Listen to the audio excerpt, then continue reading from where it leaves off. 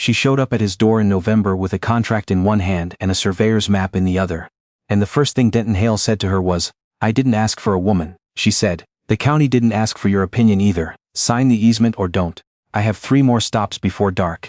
He didn't sign that day, but she came back, and that was where the trouble started. Or, depending on how you look at it, where it ended. I want to tell you about 2 people who were wrong about each other in every way that matters, and right about each other in the one way that counts. I've come across a lot of stories in my time, and most of them are about people who find each other easily. This one is about 2 people who found each other the hard way, which is the only way some people know how to do anything at all. Denton Hale was 41 years old and had not spoken more than 100 words to any one person in going on 3 years. He ranched 600 acres in the high desert outside Marfa, Texas, in the stretch of country where the land goes flat and then suddenly doesn't, where the mountains rise out of nowhere like they forgot to warn you. He had bought the land after his contracting business in San Antonio went under, not from failure but from a decision. He had chosen the land over the business because the land did not require him to negotiate, perform, or explain himself. The cattle did not care about his moods. The fence line did not need him to be charming. He had lived alone for 6 years and considered this, without self-pity, simply the shape his life had taken. He was not a cruel man. He was not even underneath it all a cold one, but he had spent so many years being misread that he had stopped trying to be read at all. He kept his hair too long because a barber required conversation. He wore the same work jacket until it gave out at both elbows because buying a new one meant a trip to town. He ate standing at the kitchen counter because sitting at a table alone felt like a ceremony for something that wasn't there. The people in Marfa had opinions about Denton Hale. Most of those opinions were wrong. Willa Bosch was 36 years old and worked as a right-of-way agent for the county, which meant she spent her days driving unpaved roads to knock on the doors of people who did not want to see her. Her job was to acquire easements, legal permissions for the county to run infrastructure across private land, power lines, roads, water conduits. Most landowners resisted at first, some refused outright. Willa's job was to explain, persuade, negotiate, and when necessary, inform people of the legal mechanisms that would proceed with or without their cooperation. She was good at this job because she did not take resistance personally. And she did not back down from a man who thought his size or his silence was an argument. She had grown up in Odessa, the daughter of a roughneck who had taught her that the most dangerous thing in the world was a person who confused stubbornness for principle. She had been married once, briefly, to a man in Austin who had loved her confidence until he had to live alongside it, and then loved it considerably less. The divorce had been quiet and final, and had left her with an apartment she liked, and a wariness she didn't particularly enjoy but considered accurate. She drove a county truck with a cracked side mirror and kept her files in a box on the passenger seat. She did not listen to the radio on long drives. She used the silence to think. The easement she needed from Denton Hale was for a county water line, part of a rural infrastructure project that had been in planning for 4 years. His land sat between the county's existing line and the property of 7 other landowners who had already signed. Without his signature, the project could not proceed. She had his file. She knew the acreage, the property lines, the assessed value. She did not know the man, and she told herself that didn't matter. She was wrong about that. But it would take an entire winter to understand why. The first visit lasted 11 minutes. Denton answered the door, heard her out, looked at the map, and said the line would cut through the east pasture where he rotated cattle in spring. And he wasn't interested. Willa explained that the county had the legal authority to proceed under eminent domain if he refused, but that cooperation typically resulted in better compensation terms. Denton said he wasn't interested in better terms. He was interested in his pasture staying the way it was. Willa left her card. He did not take it. She drove back to Marfa and wrote in her notes, "Hale Denton, refused, difficult, return visit required." What she did not write and did not entirely admit to herself was that the refusal had annoyed her more than usual. She had dealt with difficult landowners for 9 years. They all had reasons. Their reasons were usually about money or history or both. Denton Hale's refusal had felt like something else. Not performance, not negotiation, just flat and simple and utterly uninterested in what she thought about it. That bothered her. She was used to moving people and he had not moved.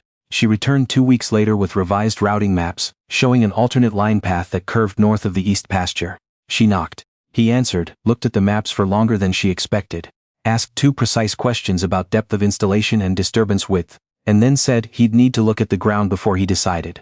She said she could come back. He said there was no need for that. He could read a map and closed the door. She sat in her truck for a moment before starting the engine. In her 9 years of this work, nobody had ever told her there was no need for her to return and then close the door without being rude about it. He had not been rude. He had simply been finished. She came back anyway. It was the job. The 3rd visit was in December. Willa arrived at 8 in the morning because the file said Denton Hale was an early riser. And she had learned that catching difficult people before their day hardened around them sometimes made a difference. He was in the yard when she pulled up, crouched beside a fence post he was resetting. He looked at her truck, then went back to the post. She got out and walked over. She did not say good morning or offer pleasantries.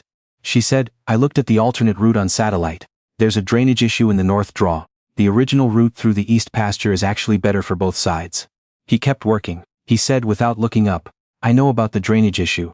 She said, "Then you know the alternate route has problems." He said, "I do." She said, "So what's the actual objection?" He stopped working. He looked at her, and it was the first time he'd really looked at her directly. Not past her, not at the map she was holding, but at her face, like he was deciding something. Then he said, "The east pasture is where my cattle go when they're sick. It's quiet there. No disturbance for 3 years, and I want to keep it that way." Willa was quiet for a moment, then she said, "That's not in any of your filings." He said, "I didn't file it, it's not a legal reason." She said, "No, but it's a real one." He went back to the fence post. She drove back to town and spent 2 hours rerouting the map. This time looking at a deeper curve that avoided both the drainage issue and the east pasture entirely, at the cost of 2 additional connection points. It would be more expensive.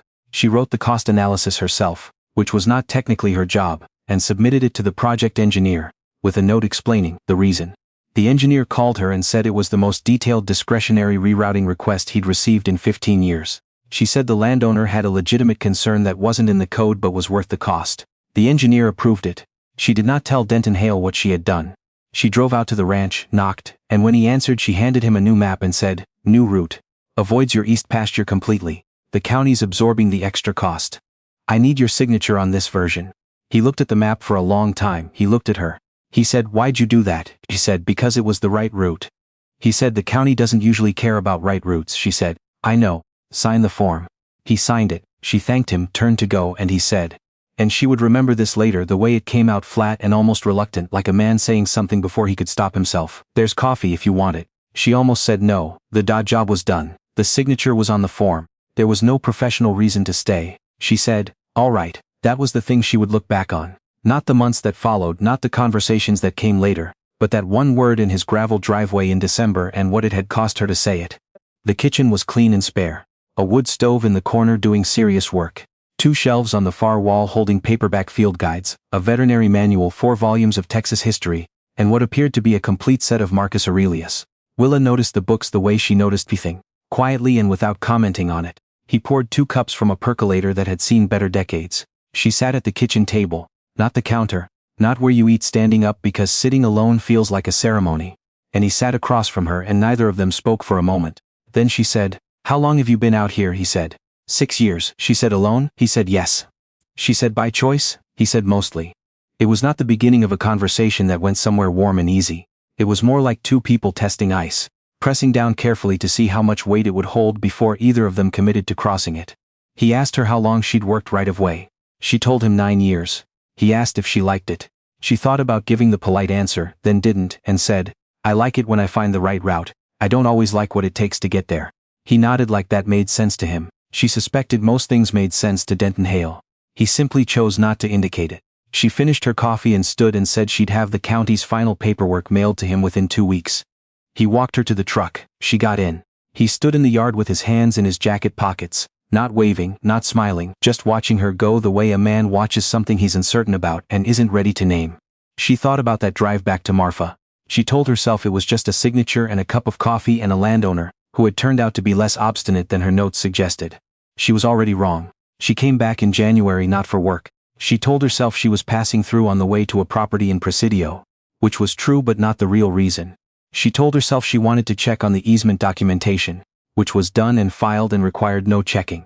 She told herself a lot of things on that drive, and she was still telling them to herself when she pulled up to the ranch, and Denton came out of the barn with grease on his hands, and an expression that said he was not surprised to see her, which somehow made it worse. She said, "I was in the area."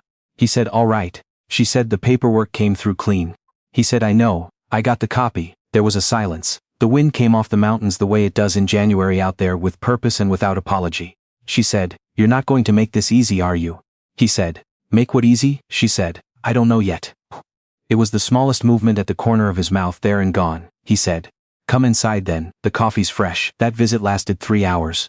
She could not have told anyone afterward What they talked about. Water rights. The history of the Chihuahuan Desert. The particular inefficiency of county infrastructure planning. Whether a person could choose a life of solitude, or whether solitude was just what happened when you ran out of reasons to do otherwise. He talked more than she had expected.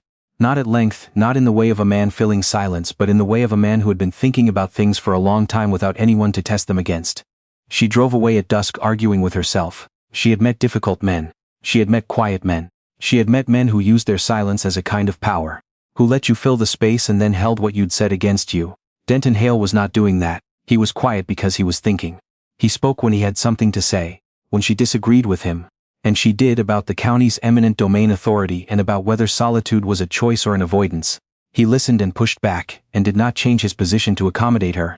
And she found, to her surprise, that she respected him more for it. She respected that more than she wanted to. She did not go back in February. She told herself this was appropriate. She told herself the situation had the shape of something inadvisable and she was a practical woman. She kept the drive to Presidio without turning off toward Marfa. She ate lunch at a diner in town and read the briefing for her next property. And did not think about a wood stove in a spare kitchen, or a shelf of field guides, or the way a man could sit across from you for 3 hours and make you feel like you'd been heard without either of you raising your voice. She was so busy not thinking about it that she thought about it nearly constantly. In early March, she got a call from the county engineer. There was a technical question about the installation depth at one of the connection points on the Hale easement. He needed a landowner's signature on a minor amendment. It was a routine matter. Any right-of-way agent could handle it. Willa drove out herself. She knocked, he answered. He looked at her without surprise the way he always did, and she handed him the amendment and said, "I need your signature on the connection point depth change." The original spec didn't account for a rock shelf at 7 feet. He took the form. He said, "Do you want to come in?" She said, "I shouldn't." He said, "Probably not." She said, "I'll wait here." He went in, signed the form, brought it back out and handed it to her. She looked at it. She should have left. She had what she came for and she knew it, and the professional part of her brain was pointing clearly toward the truck. She said, "I've been thinking about what you said in January. About solitude being what happens when you run out of reasons. I don't think that's the whole of it." He leaned against the doorframe. He said, "What's the rest of it?" She said, "I think sometimes people choose it because they got hurt trying to choose something else. And they don't say that because it sounds like an explanation and they'd rather it just look like a preference." He was quiet for a moment. The wind moved between them, the kind of March wind that can't decide if it's still winter. He said, "You might be describing yourself," she said. "I might be," he said. "Then come inside, the coffee's." She said, "I know. The coffee's fresh."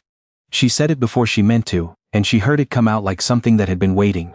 And then they were both quiet in a different way than before. The kind of quiet that means something has shifted and both people know it and neither of them is ready to say so. She went inside. Spring came the way it does in the high desert, suddenly and without much warning. The land changed color. The cattle moved back to the east pasture, undisturbed the way Denton had needed them to be. Willa drove out on a Saturday in April. No forms, no survey maps, no professional pretense. She pulled up and he was on the porch. And he watched her get out of the truck. And she walked up to the porch and sat in the other chair. The one that had not had anyone in it for 6 years. And they sat there together watching the mountains. Do what mountains do in morning light, which is exist with a certainty that makes everything else feel temporary. She said, "I need to tell you something," he said. "All right," she said. "When I first came out here in November I wrote in my notes that you were difficult. I almost wrote obstinate." He said, "I was," she said. "No. You had a reason you couldn't put in a legal filing. That's not the same as difficult." He looked at her. She said, "I judged you in about 4 minutes. Based on the door answer and the closed expression and the fact that you wouldn't take my card. I had a whole file on you in my head that had nothing to do with who you actually were." He said, "I know." She said, "You knew?" He said. "You had the same face the county inspector had when he came out in 2019. That looked like you've already written the report and you're just waiting for the visit to confirm it." She was quiet. He said, "I let it go. I figured you'd figure it out when you saw the East pasture map." She said, "That's a lot of patience for someone who'd already been misread." He said, "I've had practice." She sat with that. The morning light moved. A hawk turned wide circles above the east pasture. She remembered suddenly a conversation in January about ferruginous hawks and whether they were common this far west. And she remembered that he had known the answer precisely and had not made a performance of knowing it. She said, "I almost didn't come back after the signature. I had the form. The job was done." He said, "I know," she said. "What would you have done if I hadn't?" He thought about it. He said, "Probably nothing. That seems to be my pattern." She said, "That's a terrible pattern." He said, "I'm aware." The coffee was on. They went inside. She stayed until early afternoon, and when she left she drove back to Marfa with both hands on the wheel, and the cracked mirror showing the ranch getting smaller, and she felt for the first time in a long time, like the distance between where she was going and where she had just been, was something she might not want to keep increasing. She did not increase it. The summer was not simple. Two people who have both spent years being careful do not suddenly become careless. They argued about things, property rights, county authority, the correct way to read a topographic map, whether silence was kindness or avoidance, whether avoidance was ever kindness. She told him things she had not told anyone about the marriage in Austin, and what it had cost her to be the wrong size for someone's idea of what she should be. He told her things about the 6 years in the high desert, that were not about peace or intention but about damage that had needed time and space to become something he could live with. They were honest with each other, in the way that people are, when they've already been burned by softening the truth. He did not try to make her smaller. When she told him she thought his approach to pasture rotation was wrong, and explained why, he read the material she cited and changed his approach, and did not make it into anything except an adjustment. When she reorganized his property filing system, which was a disaster of paper and good intentions, he looked at the result and said, "You're better at this than I am, I'll leave it to you." When she disagreed with him about fence placement and turned out to be right, he fixed the fence and told the neighbor who asked about it that his partner had better spatial reasoning than he did. He meant it. He said it simply and without performance, and she heard it without knowing entirely what to do with it, because it was not something she had been given often. In October the east pasture flooded. Not dramatically, no ice, no frozen creek, no crisis in 30-second increments. Just 3 days of unexpected rain in the high desert, which had not flooded in Denton's memory, combined with the new waterline installation on the adjacent property that had altered drainage in ways no one had modeled. The east pasture filled from the north draw. The cattle were moved in time. The damage was primarily to the fencing and the first 50 yards of the access road. But Willa knew the drainage alteration had come from the installation she had approved. The connection point adjustment she had signed the amendment for in March. She drove out on the second day, when the water was still standing. She got out of the truck in mud and walked to where Denton was assessing the fencing. She said before he could say anything, "The drainage change is from the installation. The rock shelf rerouting changed the subsurface flow. I should have modeled for that and I didn't." He looked at the fence. He looked at the pasture. He said, "The cattle are fine." She said, "The fencing isn't." He said, "Fencing gets fixed." She said, "Denton, I made a technical error on your land." He said, "Willa," I need you to hear that I made a mistake here." He turned to look at her then, and she was standing in 6 inches of mud with her work boots soaked through and her hands at her sides, and her jaw set the way it got when she was holding something difficult. He said, "I hear it." She said, "I'll get the county to cover the fence repair. That's the least." He said, "I don't care about the fence repair." She said, "You should. It's your land," he said. "I care more about the fact that you drove out here in the rain to tell me it was your fault before I'd figured that out myself." She was quiet. He said, "Most people don't do that." She said it was the right thing to do. He said, "I know, that's what I'm saying." He handed her his jacket, the old one, the one with the worn-through left cuff. She had noticed the very first day and thought nothing charitable about. And she put it on because she was cold and the rain was still coming. And they stood in the flooded east pasture together, until they had seen enough to know what needed fixing. And then they went inside. She stayed that night, not for the first time but differently than the times before. The storm moved off toward the south. The cattle stood in the upper pasture quiet and enormous in the dark.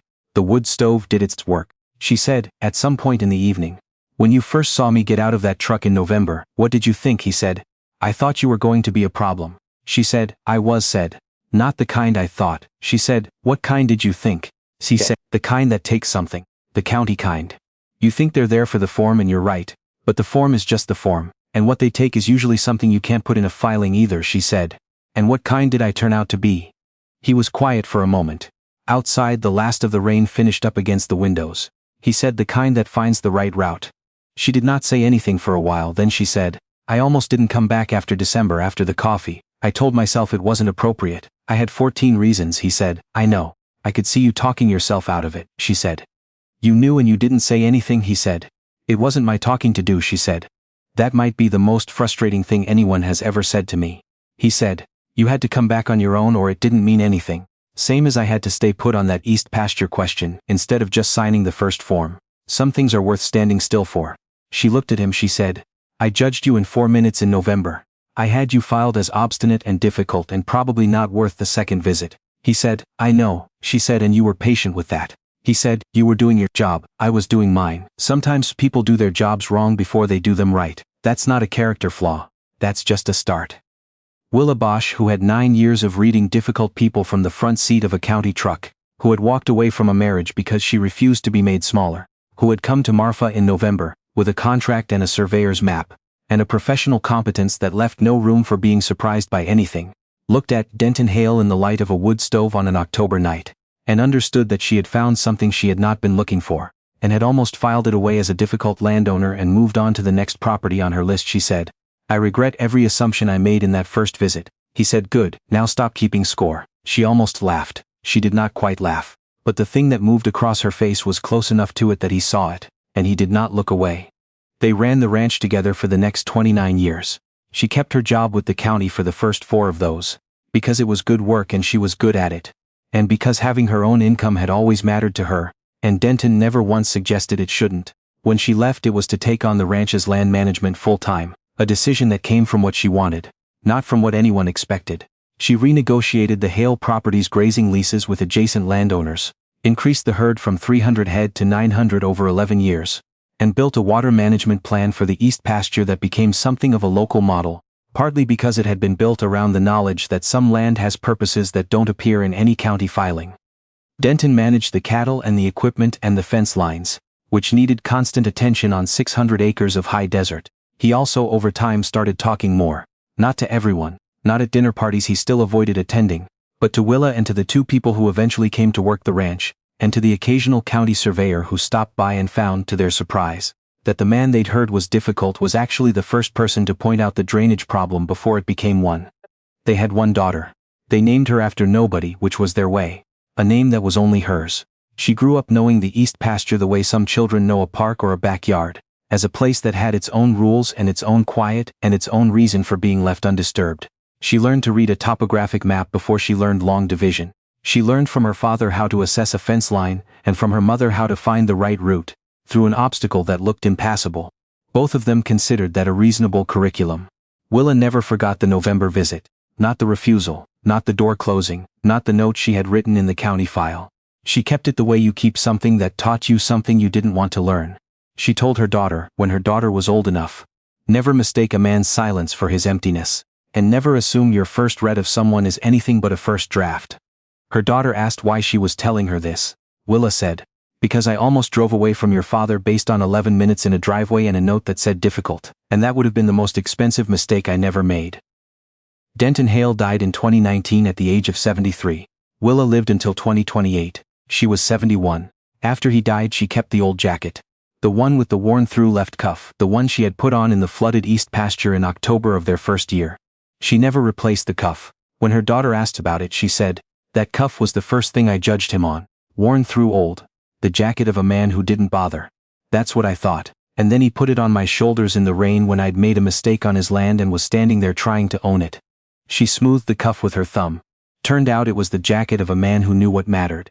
I just didn't know how to read that yet. She had shown up at his door in November with a contract and a map and a file already written in her head.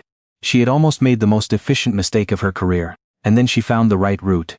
I've been thinking about that word, route, how it sounds like root, how finding the right path through something and putting down roots in something might not be as different as they seem. If this story stayed with you, I want to ask you something. Have you ever written someone off before you really knew them? In a job, in a waiting room, in a first conversation that felt like a closed door? Tell me about it down below. Some of the most interesting people I've ever heard of were someone else's difficult landowner first. And if you want another story about 2 people who took the long way around to something worth having, it's right here.